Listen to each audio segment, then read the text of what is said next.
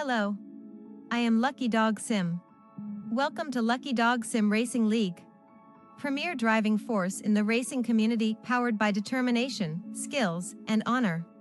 Join us today for superior racing.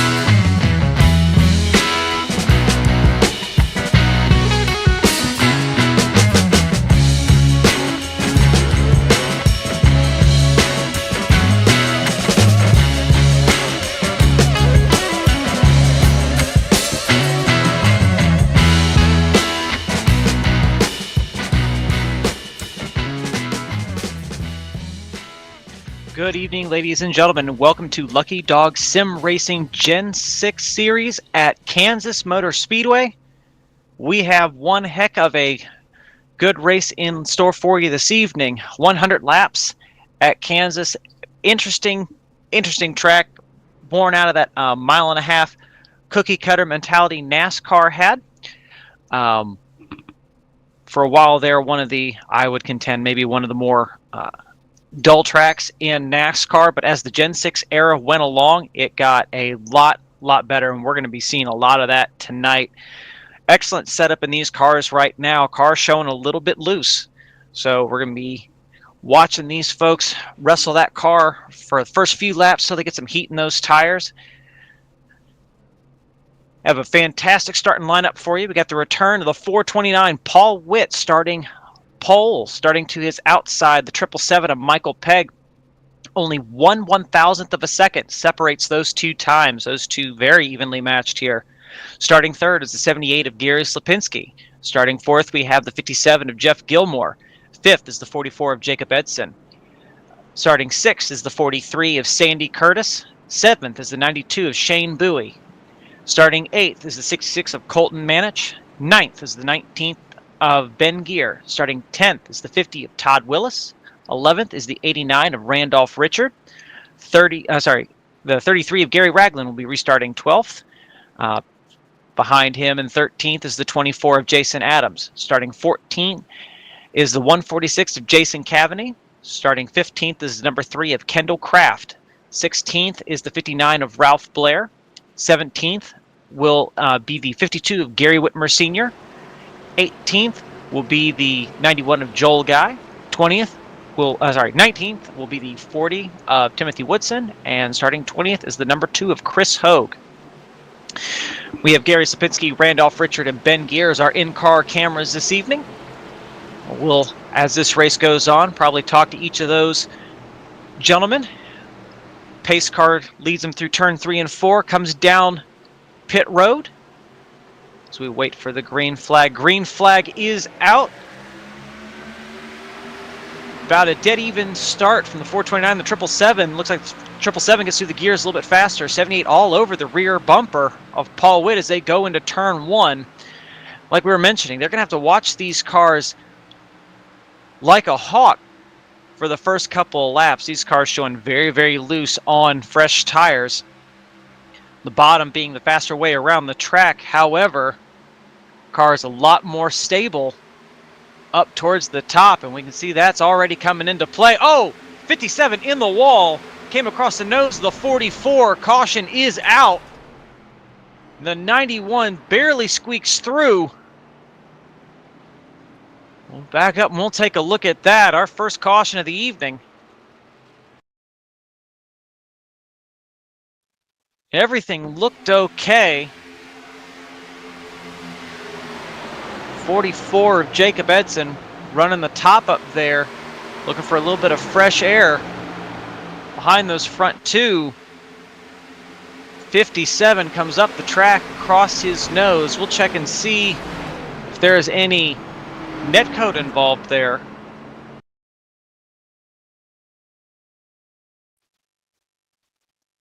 Probably watch from our friend the Chopper.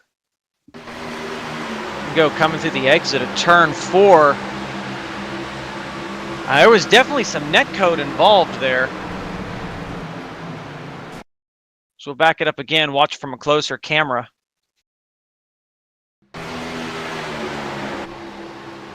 And we'll watch it here from the far chase cam. Jacob Edson right there. Yep.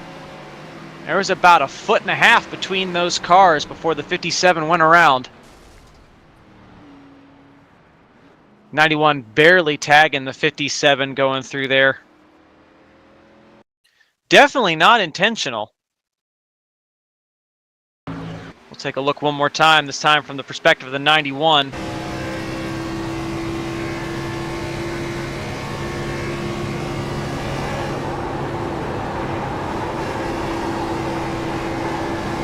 Going through turns 3 and 4, you can see them tangle up. Little puff of smoke.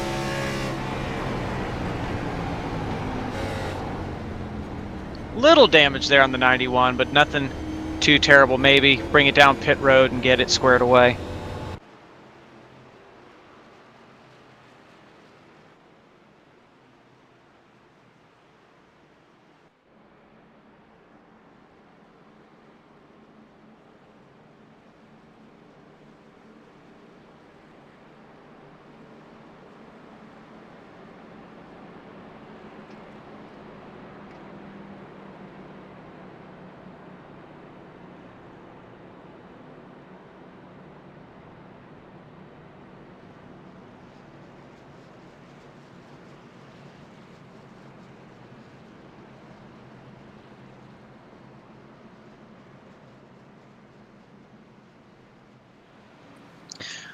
So as it stands right now, confirming with the tower, Lucky Dog Sim Racing has a standing rule. If you cause a caution, you get an EOL, go to the back of the line, try and promote good, clean racing, as that was iRacing causing the caution. Unfortunately, you cannot EOL the service.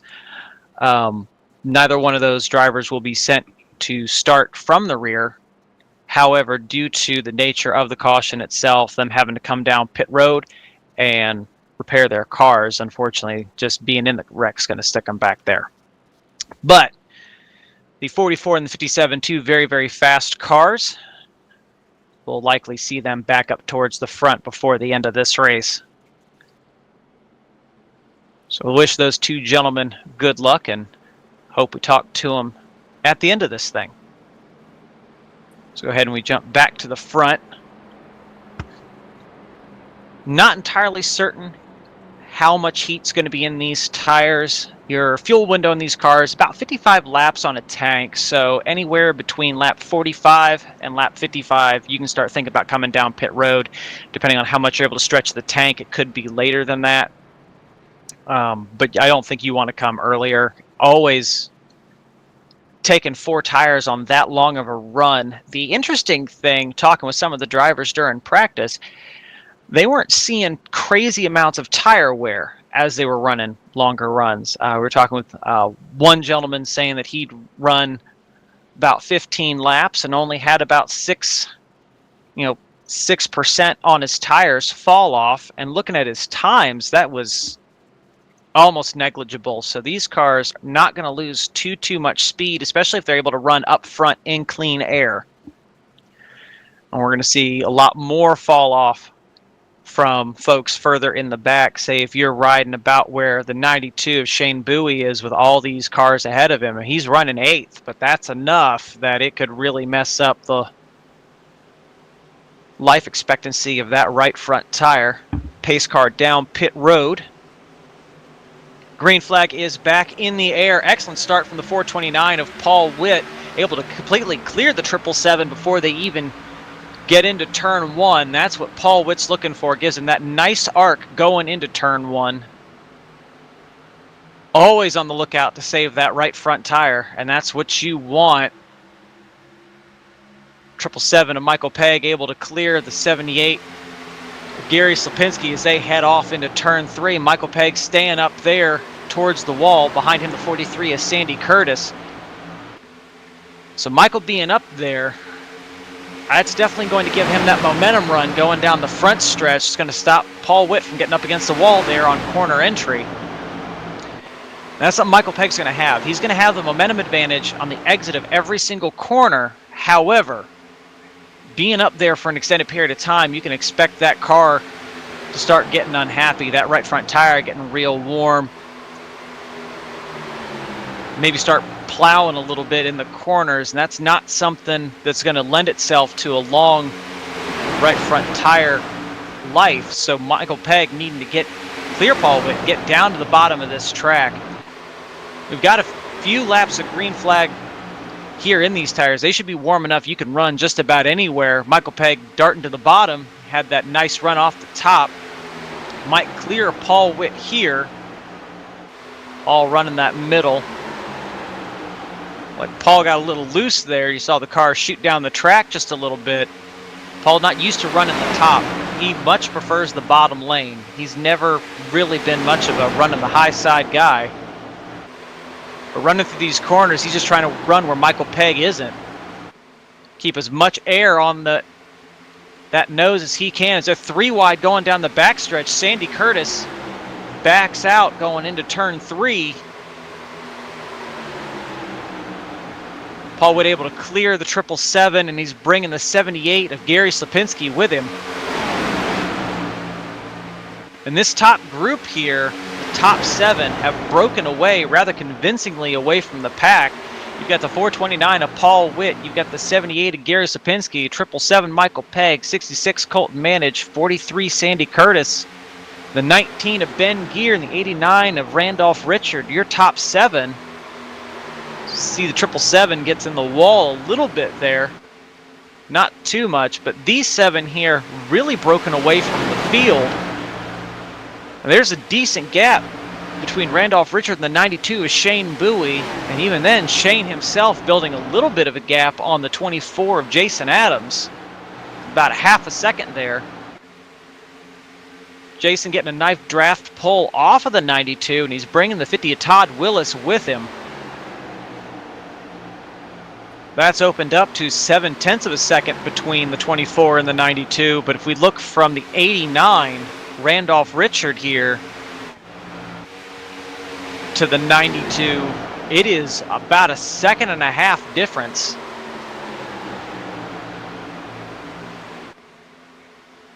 And these top 7 are running very well, mostly single file. Ben Geer running towards that bottom, not wanting to stay up there against the top behind the 43 of Sandy Curtis, always looking for that little bit of air that he can get on the nose of that car. The 66 of Colton Manich all over his rear bumper as the 43 looks like he's maybe thinking of going for a pass there on the 777 of Michael Pegg. 33 of Gary Ragland came down pit road.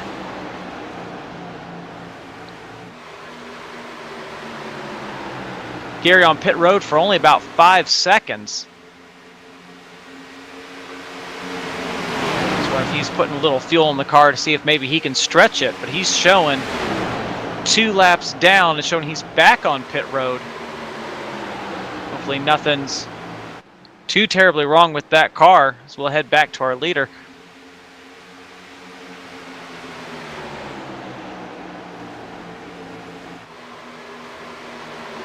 Paul Witt enjoying being able to be down there against that white line.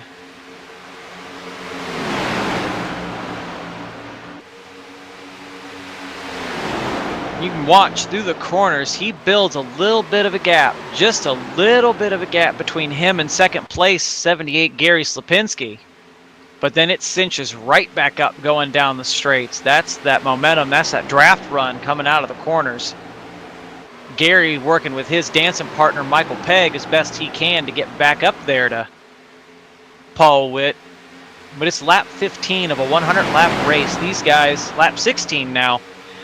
These guys have plenty of time. The question is, with Gary running as high as he is, right there up against the wall, I don't think you get much closer to it without hitting it.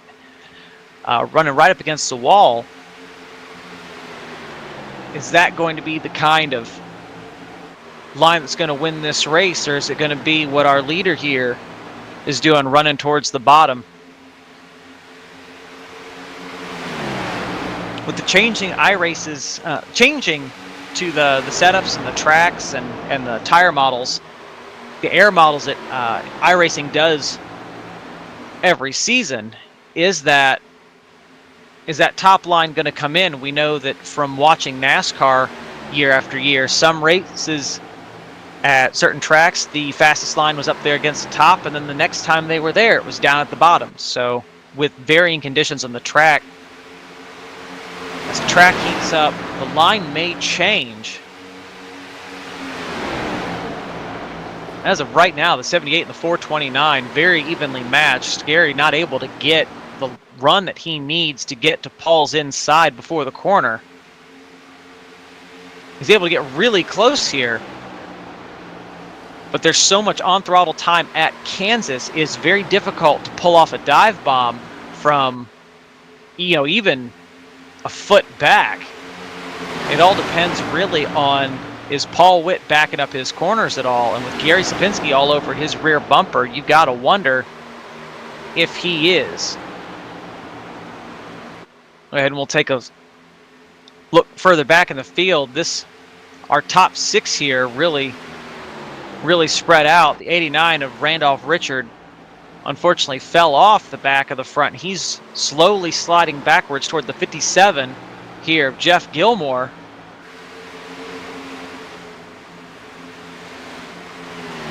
Jeff all the way up to the 8th position. And that's kind of what we were talking about. Jeff being one of the faster cars, he was not going to spend a whole lot of time there in all that traffic. And here, 12 laps, he's already challenging for 7th place, running a little high there, maybe a little contact with the wall with the right rear, not enough that it'll hurt the car over the long run. He has tracked that 89 down, looking for a way past. See Randolph moving to the bottom. He's not going to hold Jeff up, but at the same time, he's not going to make that pass easy. We'll go ahead and we'll take a little look back to the 44. The other person involved in that first caution, Jacob Edson, currently running 13th. Jacob running that high line just like the 78 is. Currently fighting the 24 for 13th position. Jason edges him out going down the front stretch. Jacob just probably taking care of his car, knowing there's still a lot of time left. So we'll go back to the front. Looks like the 78 was able to clear the 429 of Paul Witt. They're still running those exact same lines they were running earlier. You gotta wonder how much longer is the top going to be the fastest way around the track.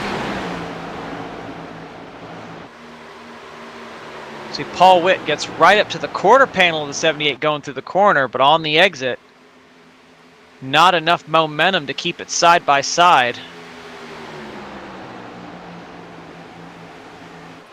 It's almost looking like if you want to make a pass here, you have to make the pass around the top. That's what we saw the 57 of Jeff Gilmore do. That's probably what the 78 of Gary Sapinski did, because that bottom lane's not going to be able to maintain their momentum, slide out to the wall. So they are side by side going through the corner. But Paul having to get out of it a little bit to not hit Gary in the back end.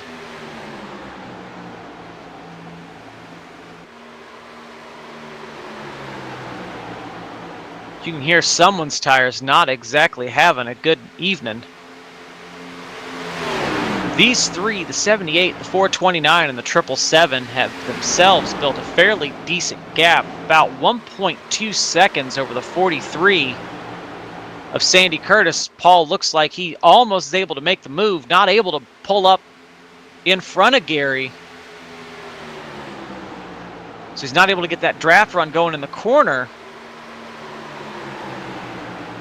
But he is able to clear him there coming out of turn 4. Gary, though, still has that run on the top. Keeps it right there at Paul's quarter panel.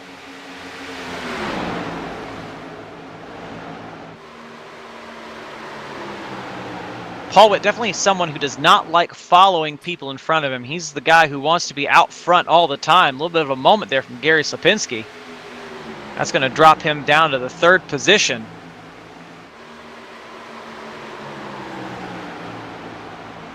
Slides back up behind the 429. Sorry, it's the 777 of Michael Pegg. And we'll take a look back here. 43 of Sandy Curtis dropped from 4th to 5th. 6'6" Colton Manich able to get past him fairly well. These two are able to work together. They should be able to track down those top 3, especially the way those top 3 were racing. So we go back to the front. Paul Witt working on trying to build himself a gap between himself and the 777. Gary Sapinski's dropped back 0.6 of a second. You almost have to wonder if that top lane is chewing up that right front maybe a little bit more than the 777 and the 78 are wanting, but unfortunately, the more it does that, top's about the only place you can run quickly. So if we get an opportunity, we have a caution, we may bring our leader here up into the booth to talk a little bit about it. Of course, if he's busy, we will find someone else. Don't want to interrupt anyone when they're discussing strategy. And we'll look back again through the field. Something very impressive. We were talking about it, how fast he was going to be. 57, Jeff Gilmore, up to 6th position. He's only 0.8 off 5th place right now. So he is clawing those positions back towards himself.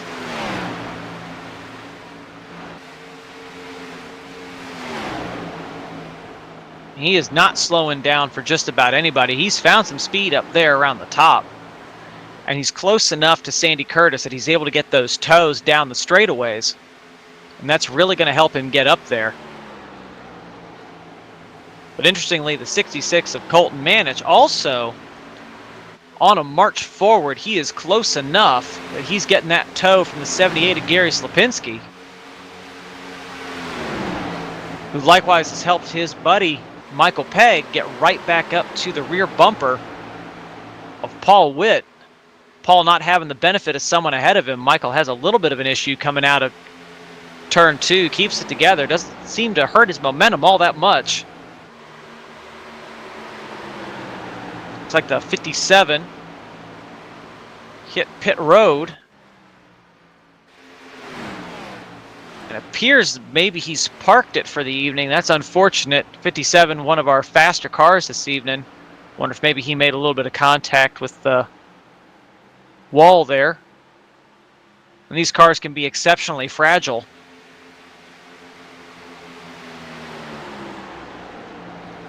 How we were talking about these guys running side by side, slowing them down. Lap after lap, that is bringing the 66 of Colton Manich closer and closer to them. He's just watching them run side by side.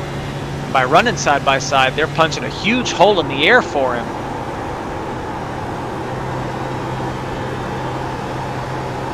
They're towing him right along. He was over a second back the last time we looked at him. He's now brought it within an eighth of a, sorry, not an eighth of a second, when 0.8 of a second of the guys ahead of him, 0.7 now. See, he's running a little bit of a lower line than the two in front of him. He's running the middle while the 78 and the 777 are running the top. Runs a little bit higher in turns 1 and 2, but he's still running for the most part lower than them. And that is bringing these top 3 right to him.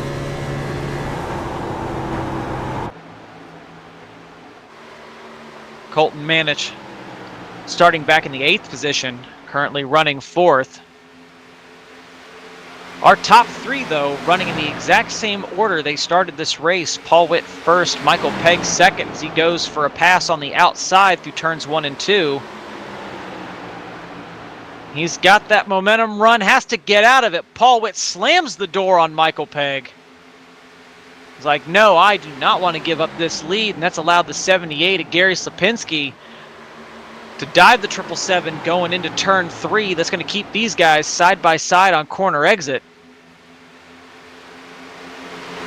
Paul Witt very fortunate. Michael Pegg was able to see what was happening, get out of it right before they made contact. That was very close. That's probably the most aggressive block we've seen here in Lucky Dog since I've started broadcasting. All that, what has that done? Colton Manich right here within half a second of our leader. He's had the benefit of watching these guys ahead of him, watching them race as hard as they've been. All while they've just been towing him up to them, towing up to them. How much tire have they used? How much has he been able to save? Looks like running that slightly lower line. He's getting right up on him. So he starts working on the 78 at Gary Slapinski. Haven't really seen Colton run the bottom. Not certain how his car is going to handle that. Not able to clear Gary. Gives him a little bit of a side draft. Keep them side by side going into turn 1. That's a very shallow corner entry. That's going to really hurt his exit speed. Oh, 777 of Michael Pegg tags the wall coming out of turn 2. And we'll take a closer look at that car. Hopefully there's no damage.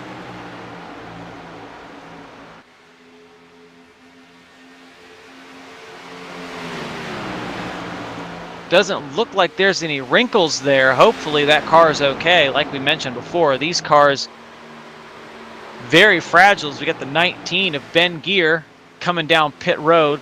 Looks like he, though, did have a little bit of an adventure there against the wall. You can see that right front all dented up. That right rear looked like maybe it's had a little bit better day. So he's coming down pit road to get this car fixed. Unfortunately, that's going to put him off pit cycle. These cars only getting about 55 laps of fuel to a tank. Only lap 40, he's coming down pit road. He'll still have to stop one more time, so he's hoping for a caution. 91 of Joel Guy similarly came down pit road. Joel, I believe he came down pit road. Other than that, he's just running really. No, he's got damage. That would be why he's all the way back here, right side of this car, having a little bit of a moment. So not a lap down yet. He's 26 seconds off the pace and falling. So our only 2 lap down cars would be the 19 and the 40.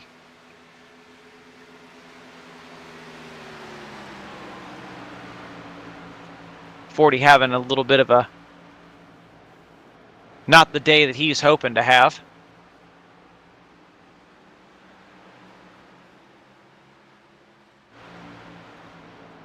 So we head back to our leaders. Paul Witt, seeing how those attacks have been coming lap after lap after lap against the top. He's moved up to the top, started taking the air away from the 777. Yes, maybe as the run was running longer, he's not able to run that bottom lane as fast as he would like.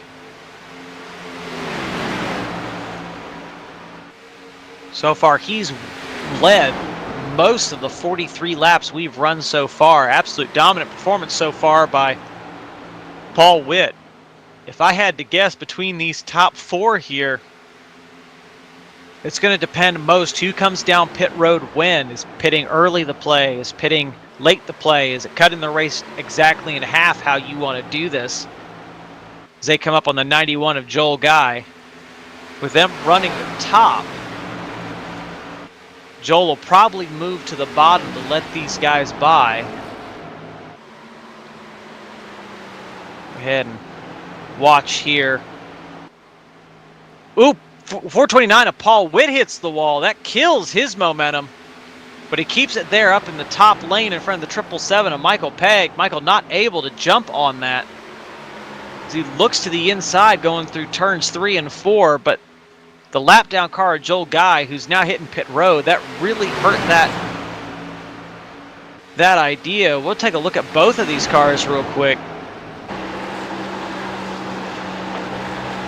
That right rear, Paul Witt having seen a better day. We take a look at that right side of Michael Pegg. He got in the wall earlier, but does not appear to have any damage. That damage is going to hurt the 429 of Paul Witt. He's just made it inside the pit window, though. He's able to keep Michael Pegg behind him. How much longer is the 429 going to stay out on the track with that damage?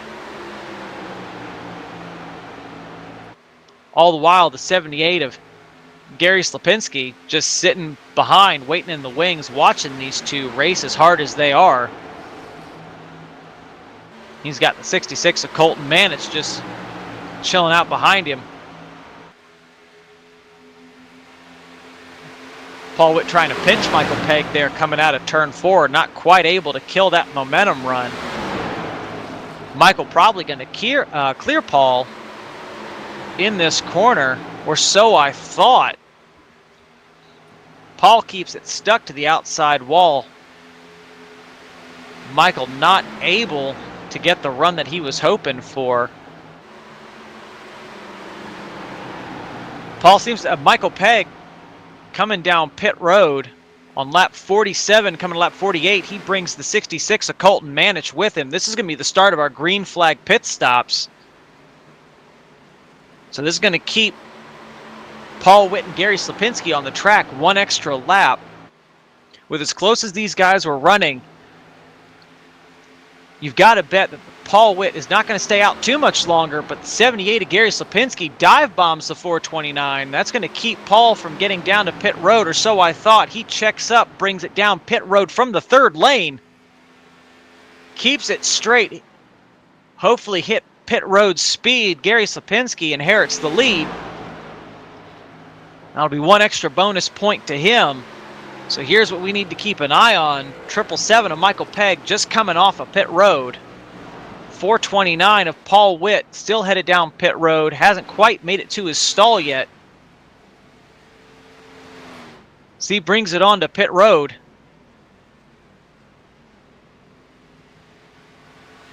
We got the 59 of Ralph Blair, the 3 of Kendall Kraft, the 52 of Gary Sr., 43 of Sandy Curtis. Paul Witt coming off pit road now, but here comes the 777 of Michael Pegg. This is the merge we're looking for. This was first and second before this round of pit stops started. Where does a 429 blend? Unfortunately, that extra lap does not get him back in front of the 777. That 777 having to race hard with that 66 of Colton Manich. Absolutely all over him as they get by the 19 of Ben Gear. Paul Witt not quite having the pit stop that he needed. But he is very close. Very close enough to sniff the draft of the 66 going through the corners.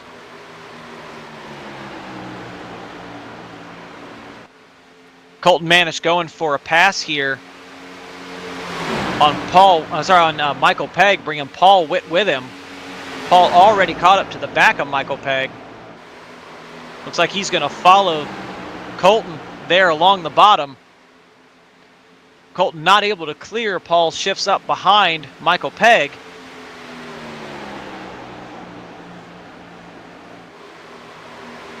Paul doing the same thing Colton was doing earlier to drag these guys back to him, running a lane down. These guys are still showing they're not quite a lap down. They're showing about 24 seconds back from our leader. Paul Witt clears Colton. Goes to work on Michael Pegg himself. It's a little bit of a side draft going, try and pull Michael back to him. While all this is happening, as Paul looks like he's not quite able to clear Michael. Michael right there at his quarter panel, clears him through the tri-oval. Goes right back to running that bottom lane. While all this has happened, the 24 of Jason Adams has inherited the lead. But he's got the 92 of Shane Bowie all over his rear bumper. These guys, though, running a lot slower than the folks who just came down pit road. We see the 78 of Gary Slapinski bring the 146 with him through there. And that's allowed Shane to follow them there on the bottom. Not quite able to get alongside Jason Adams there.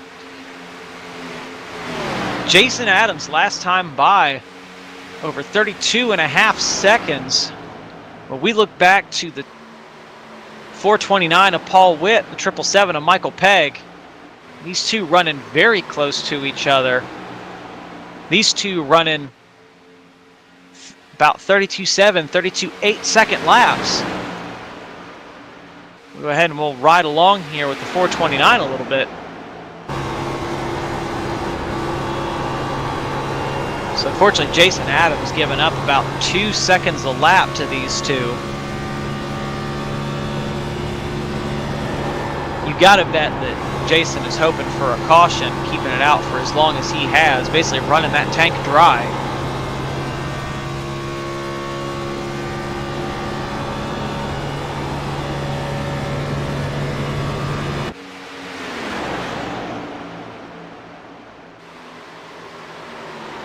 Paul Witt getting everything he can out of that car. We'll go ahead and we'll head back to your leader. The 92 of Shane Bowie has inherited the lead. 24 Jason Adams came down pit road. It's 57 laps into this race. Shane's been out for all 57 of them. So wondering if maybe that little bit of caution laps was able to allow Shane to stay out even longer. Unfortunately, almost loses it, keeps it straight there coming onto pit road. 92 here, unfortunately, will not be. I don't think he's going to be contending for the lead when he comes off pit road. Our leader here showing is the 44 of Jacob Edson. Jacob going through turns 3 and 4 right now.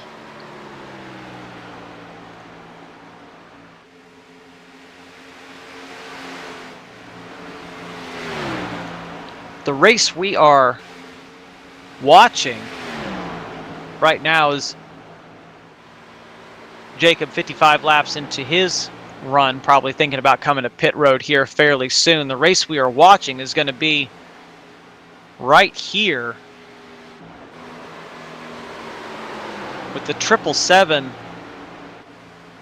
the 429, the 66, and a little bit further back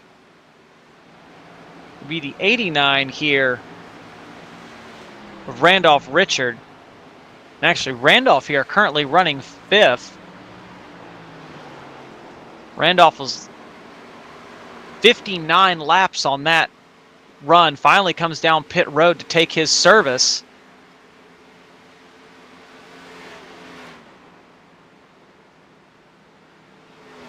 We can see how much fresh tires here really makes a difference. So we're watching 3rd and 4th here. Michael Pegg and Paul Witt still going at it. These two have been fighting for position since the drop of the initial green flag. And they're right there to the rear bumper of the 92 of Shane Bowie. Shane showing 1 lap down. But when Jacob Edson comes down pit road, he should get his lap back. He's back to fighting the 24 of Jason Adams for position. Both of these guys came down pit road. They should be really good on tires. They've only been out for about, if we take a look, 3 laps. And 3 laps as Shane Bowie came down pit road, whereas we take a look back at the 777, the 429, both of these guys out 14, 15 laps. So what that should allow the 24 and the 92 to do is prevent themselves from going a lap down. And here, what we saw earlier, Paul Witt doing everything he could to make that 777 burn up as much tire as possible. Michael Pegg able to keep Paul Witt down there on the bottom, not giving him that glide up back to the wall. And that's not going to be doing any favors for Paul Witt's right side tires. The longer we go in a run, the more that top lane seems to come in. That goes pretty much counter to what we were thinking earlier in the race, is that maybe the bottom was the best place to be.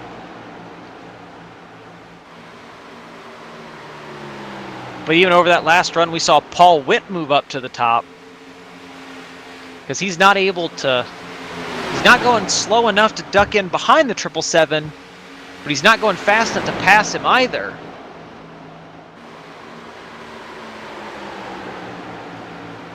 Paul Witt inherits the leads. The 44 came down pit road. He and Michael Pegg are just swapping the lead back and forth. Paul able to finally get in behind Michael. Goes right back to the bottom.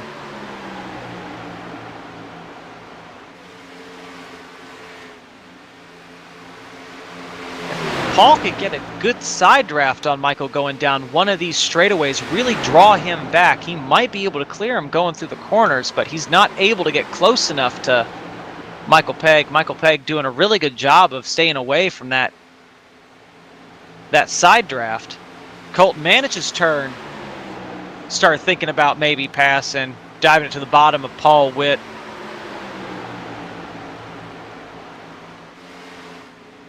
But now Colton Manich gets to experience the exact same thing Paul was. As he ducks back in line. And while these three are running single file, we have smoke ahead of these guys. Caution is out. 91 has an issue. Looks like maybe the 24 of Jason Adams also involved.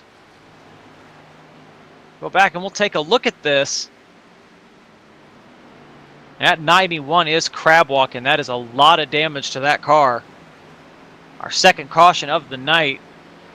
You can guarantee everyone from 1st to 8th is coming down pit road for sure for 4 fresh tires.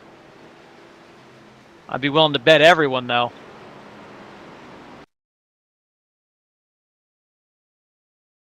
So we'll go ahead and we'll watch the 91. Looks like maybe he was having an issue through turns 1 and 2.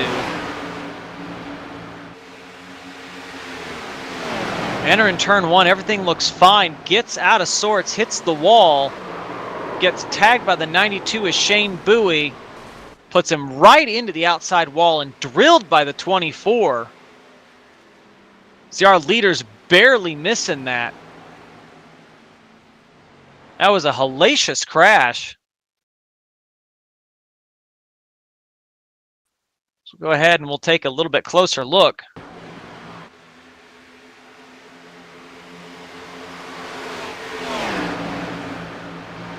And Shane maybe not thinking the 91 was... 92 makes some evasive action. The 91 comes down the track. Bam! Just drilled by the 24. Go ahead and we'll ride along here with Jason Adams as he watches this happen in front of him. So the 92 sees the 91 get in the wall. He goes down the track to try to avoid it, gets caught up in it anyway.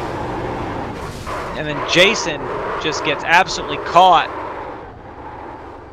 when the 91 comes back across the track. We'll go ahead and we'll... You see, it just steps out on Joel Guy here, who we're riding along with in the 91. Straight in the wall and almost up and over. There's one other person I want to ride along with, and that is the 777 here of Michael Pegg. We're going to take a look at that from his perspective, because all this happened almost right in his lap. He's coming around that corner. Sees smoke, everyone's down low, and almost tangles with the 91.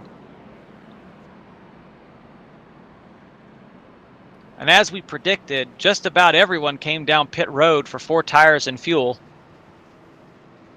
Well, while we're waiting, we'll go ahead and we'll pull someone up here in the booth.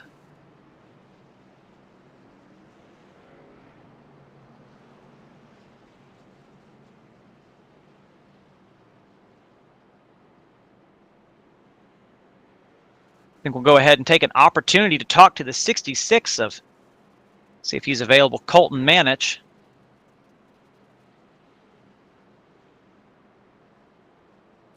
Hey, Colton, it's William in the booth. You got me? Yeah, man. How's it going? It's been going pretty good here, Colton. You've been running one heck of a race. Started 8th, currently running 3rd. Watching you run down those leaders there on that first stint was rather impressive. No, I appreciate it, man. Yeah, it's been a lot of fun. It's really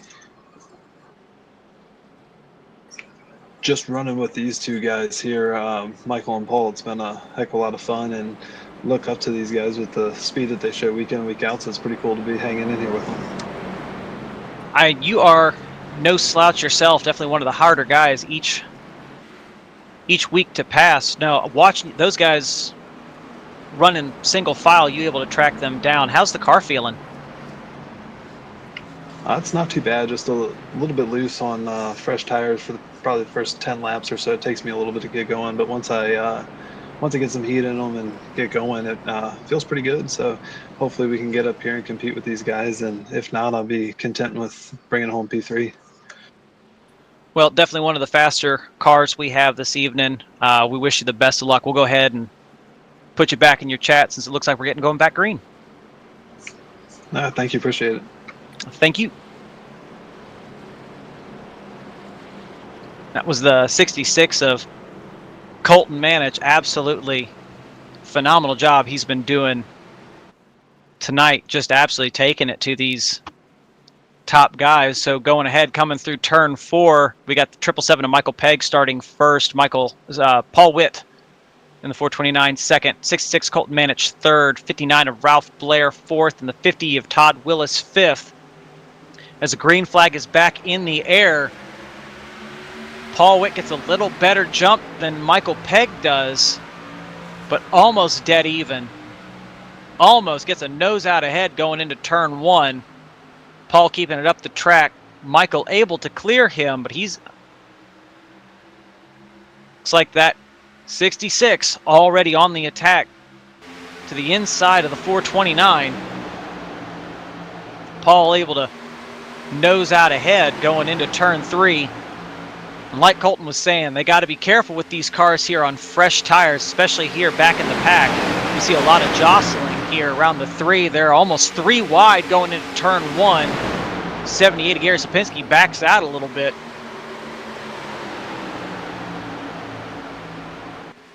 Gary currently showing a lap down. As everyone back here gets it all sorted out. 24, Jason Adams looking to make up as much position as he can, especially having tasted the lead earlier on, not wanting to stay back here in 12th. He goes to work on Jason Cavaney there on the outside.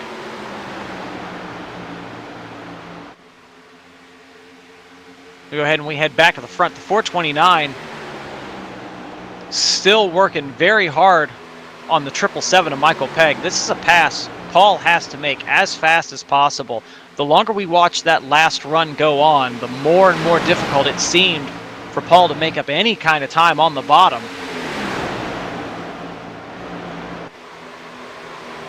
He's doing everything he can.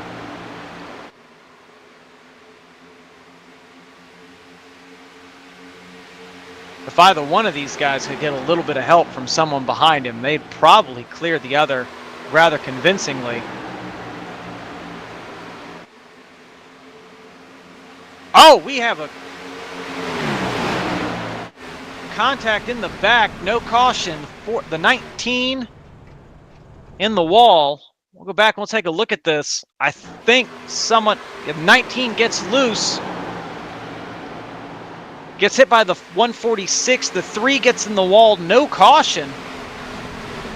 Both of these guys spinning into the infield.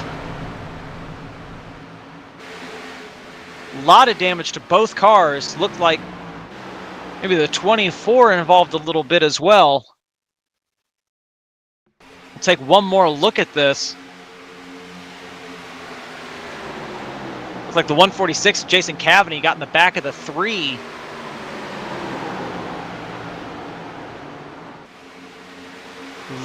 Maybe a little bit of net code hit there for the 24. Jason Adams gets through relatively unscathed. So go ahead and we'll go back live. Jason Adams still out, currently running 11th. He's our first car a lap down. So we have a caution. He will be our lucky dog as things stand right now. With the 146 of Jason Cavaney. Likely not to catch him. He's got a lot of damage to the front end of that car. Yeah, back to the lead. Michael Pegg appears to have finally cleared the 429. As we head into lap 78, the lap's winding down.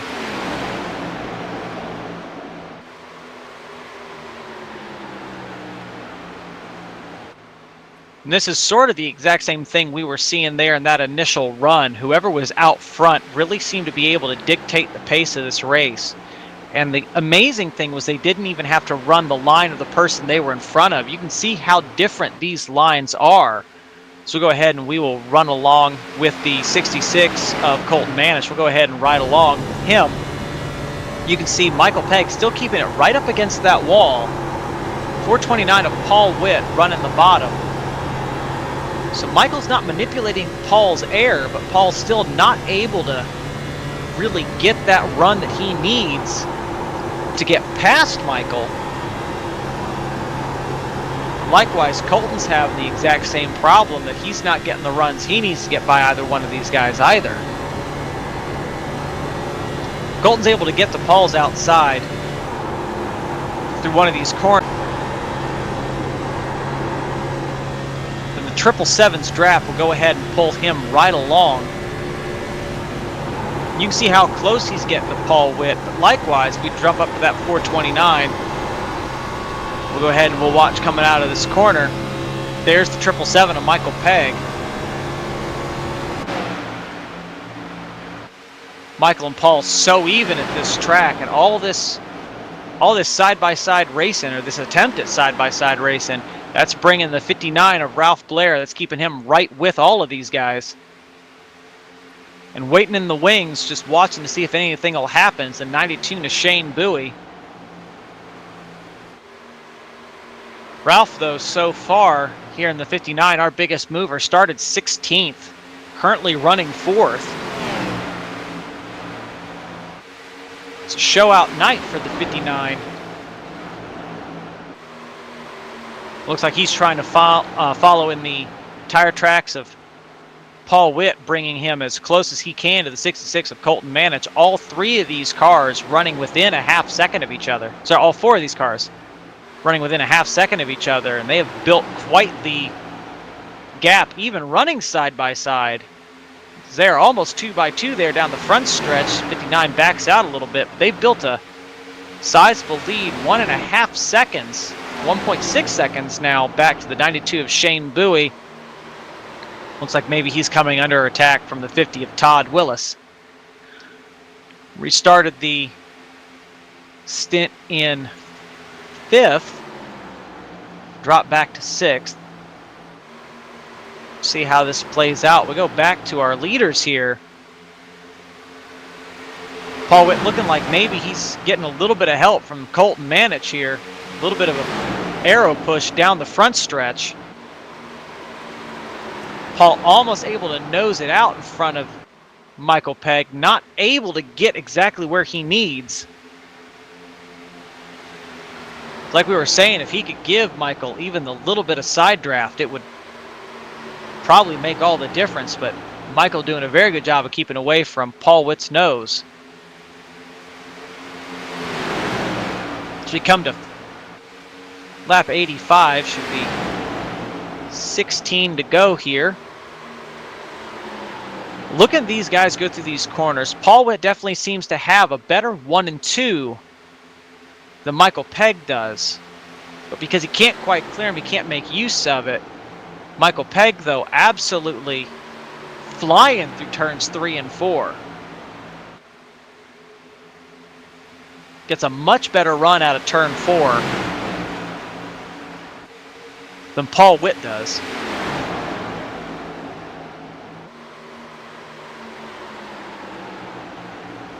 Let's go ahead and we'll take a stroll through our field, starting with the 777 of Michael Pegg. Michael started 2nd, currently running 1st.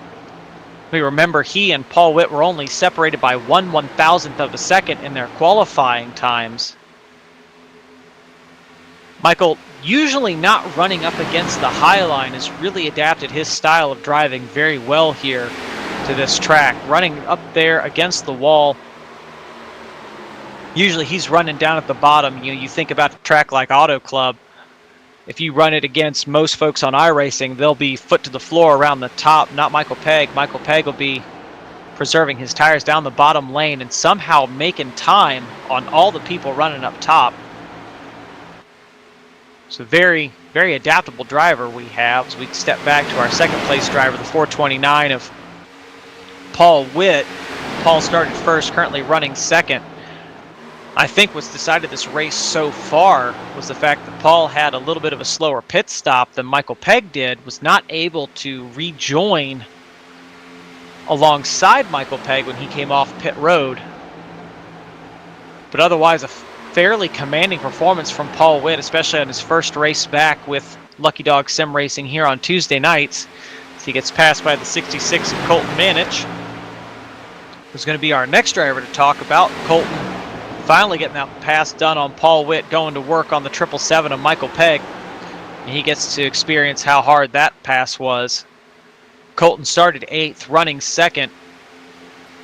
We talked with him on that last caution about how fast he was showing during that first stint where he tracked down the 429, the 777, and the 78, and was challenging the front position. This has been a great night here for Colton here as we are on lap 90, hopefully able to bring it home here in a podium position. Take another step back here to the 59 of Ralph Blair. Ralph Blair having a phenomenal evening. Like we mentioned earlier, started 16th, running 4th. Very consistent. He's not really gotten much closer to these guys up here, but he's not getting further away either. He is just running his race, running his line. Absolutely very consistent run here from Ralph. Did not spend too much time caught in traffic. Negotiated it very well. 10 to go here as he closes in on the back bumper of the 429. Take a step back again to the 92 of Shane Bowie, currently running in the 5th position. Shane sitting about 3 seconds off our leader, so unfortunately not able to get any of that draft run, running that beautiful, beautiful red, white, and blue Budweiser car. Shane, very quiet night from Shane, but also at the same time very, very consistent. Started 7th, running 5th. He's been flirting with the top 5 most of the night. He's been able to hold off the 50 of Todd Willis, currently running in the 6th position. And there's a little bit there. You can see as they go through the corners a difference of just a little bit of difference of lane. 50 doing what he can to get as much draft pull off of the 92 while keeping that right side in fresh air. Both these cars running very similar lap times. Both these guys very evenly matched. Take a step back again to the 52 of Gary Whitmer Sr. Opting to run more the middle line towards the bottom through the corners here. He's having an excellent night. Started 18th, running 7th. He's not that much slower than our leaders. Here about 25 laps into a run. Running excellent times. Unfortunately for him, sort of isolated all by himself. No one he could really work with here except for the 40 of Timothy Woodson, but Timothy showing a lap down. And unfortunately behind him, if he could get a draft pull from the 40, that would really help make up a 4-second difference between him and Todd Willis. But with 6-7 laps to go, not certain that he'd be able to make that up. Take another look back to the 89 of Randolph Richard. Randolph starting 11th, running 8th. Very methodical night for Randolph. As we can see him there on our in-car camera, very focused on what's going on, not wanting to block the 44 of Jacob Edson. Jacob, one of our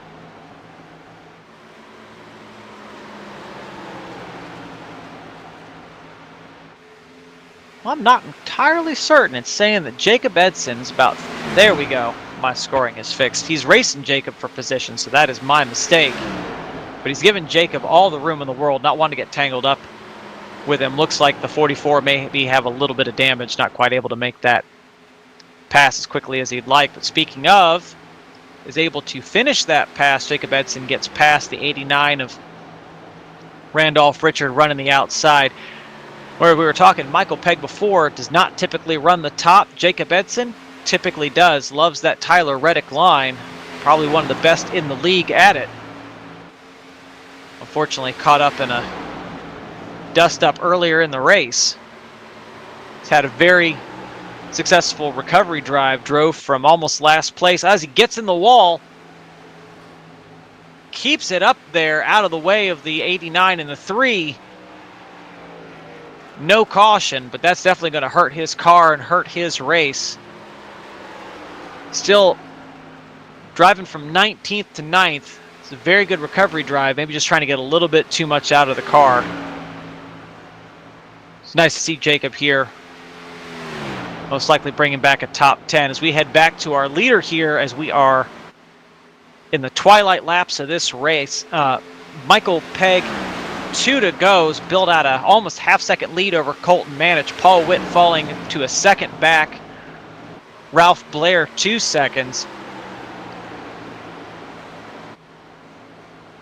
Michael Pegg able to get that fantastic stop. So 429 gets in the wall.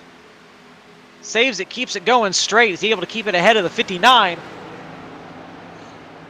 We'll see Ralph Blair coming in along that outside. That seems to be the preferred lane on older tires. Ralph Blair likely clears Paul Witt here. Unfortunate thing for Paul. Doesn't look like too much damage to the car. It's not giving up, trying to get that third place back. He's got one more corner to do it. We'll go ahead and we'll jump back to your leader. Michael Pegg was able to get the lead off of that first pit stop. Brings it home first with 66 of Colton Manich. Right behind him, 429, not able to clear the 59. Ralph Blair brings it home third. Paul Witt brings it home fourth. And Shane Bowie in the 92 brings it home fifth. That is your top 5. Absolutely phenomenal race tonight.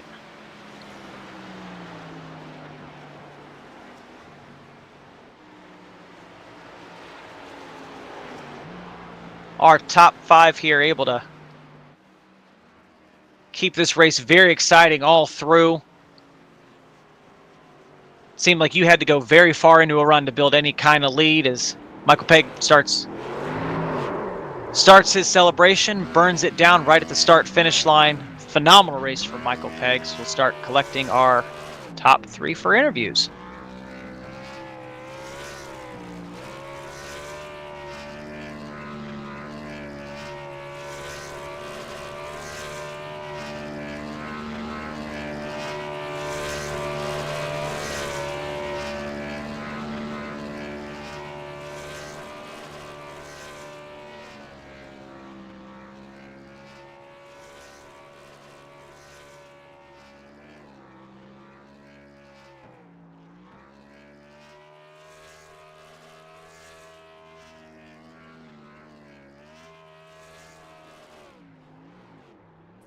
All right, so unfortunately, can't find our third place finisher here in the team speak. So we'll go ahead and we'll pull up our fourth place finisher, Paul Witt. Since I promised you 3 interviews. Paul, this is William in the booth. You got me? Yep, I got you. Absolutely phenomenal race tonight, Paul. Started 4th, didn't quite get the finish you wanted, bringing it home. Sorry, started 1st, didn't get the finish you wanted, bringing it home 4th. Absolutely commanding finish to that first stint, keeping it out front for as long as you were able to. Go ahead and walk us through that first stint. How beneficial was it to be at the front of the field? Well, clean air is king, and car felt good in clean air. That's why I didn't want to really give it up. Then on that pit stop there, it just I didn't have anything else. I was fighting Michael. I was just having a good time. I'm not in it for points, so I was just fighting Michael as much as I could, just to be a headache to him. Well, I'd say you were very much a headache. We saw that very aggressive block you threw fairly early on. I was like, oh my goodness, hopefully they don't get into it. You two very evenly matched here. I don't know if you knew you two were almost identical in your qualifying times. How'd the car feel as the tires got older? It felt good, but then it, running the bottom, it felt really good. But I was getting too tight. That's why I had to go up to the top. And that last block I threw on Michael, that real close one, I just got tight and I was just carrying it up to the wall. And luckily he checked up because the car just would not turn there. I was getting tight. We were loose in practice, and I ended up being tight here. The car really seemed to be doing the opposite of what we were expecting there in practice. It's very interesting to watch from up here. But absolutely phenomenal race from you this evening. Is there anyone you want to thank before we let you go?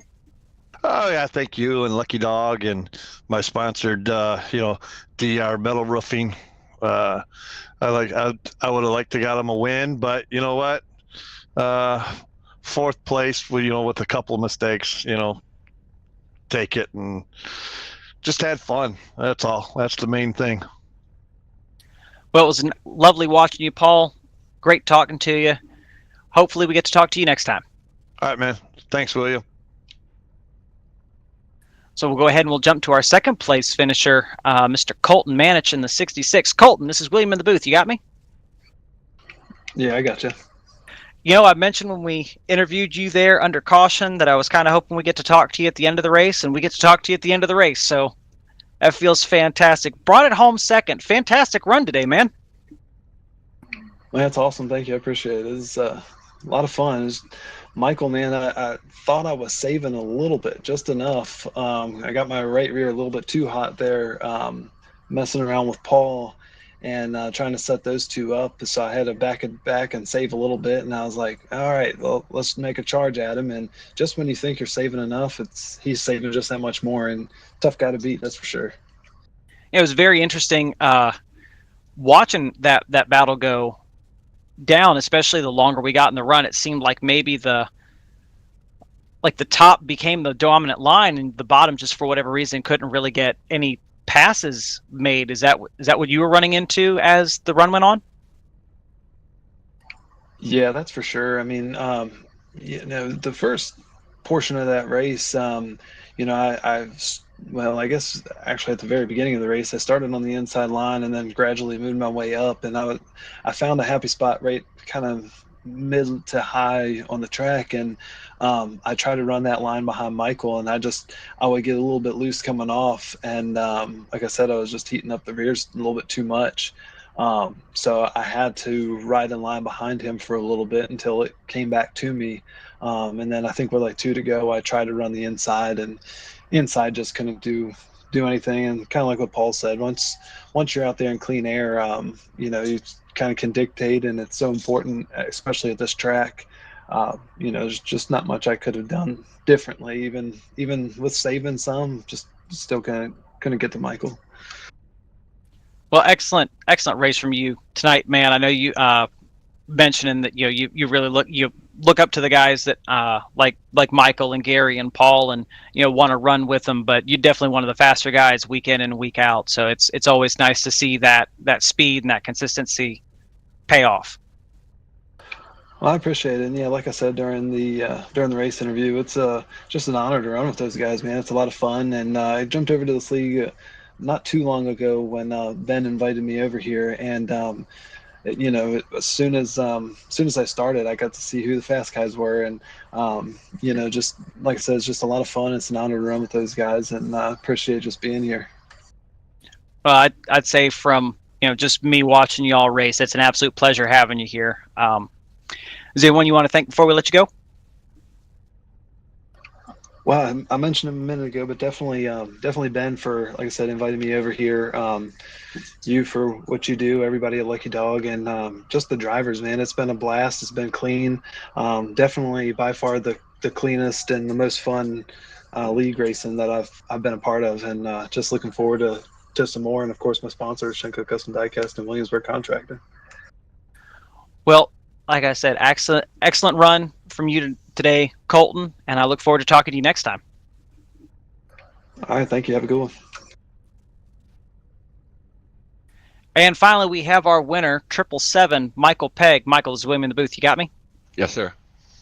Phenomenal race tonight. Started second, came home first. Looked like maybe that green flag pit stop was really where you won that race. Paul not able to get off pit road quite as well as you were able to. How beneficial was pitting that one lap earlier?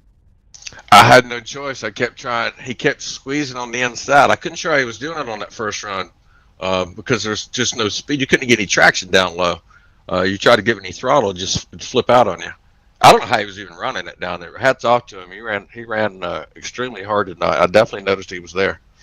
I tell you who's dangerous is Colton, because he don't say nothing. He just lays back there like a snake, and he's in school. He's observing everything we're doing. He doesn't try to pass. He doesn't interfere, and that's a dangerous person right there because he knows what's going on. And at some point, he's going to make his move. Look where he finished tonight, just by staying right there and being a bumper sticker. He was an incredible racer tonight. Hats off to him. Yeah, great race tonight for all the guys. You mentioned Colton back there going to school. I know that, racing around, when I was racing around you and Paul and Gary, every time I was around you guys, it felt like you guys were taking me to school. So you guys are excellent teachers. To be able to, for him to be able to stick with you was absolutely great. But one thing he knows, he can't learn if he's in front of me. That's true. So I could see where he stood back there all night and he was ready to make his move. I was worried because I kept seeing him all. I said, oh man, he's got something for me. He's got something for me. I was sweating it all night. And then we got around Paul. Uh-oh, here he comes. Here he comes. And then when he caught us, because, we were checked out. We were good 2-3 seconds on that first run. And he said, they kept telling us he's coming. He's coming. Next thing I know, I looked up. There he was. Hello. Yeah, no, you guys had a massive lead, and watching him track you down was amazing. But going more towards the end of the race there, that last caution looked like Paul maybe beat you to the punch there on that restart. How are you able to clear Paul and keep him and Colton behind you on that last restart? I don't know. I just gave it all I had and tried to keep the tires as warm as I could, tried to run the outside line as much as possible. Me and Paul were going at it. I don't know how you ran the inside line like that. Hats off. That was lap after lap after lap. Okay, this tire's going to wear lap after lap after lap. But I had a pretty good tire wear. That last run there, I was 87, 84.